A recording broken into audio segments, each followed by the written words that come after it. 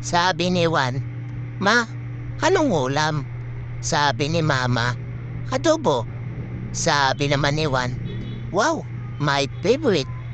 Manok o baboy?" Sabi naman ni Mama, "Kangkong." Sabi ni Pedro, "Juan, iaatras ko yung jeep. Tignan mo kung babangga." Sabi ni Juan, "Sige, atras pa, atras pa, atras pa." Sabi ni Juan, "Okay na, bumangga na."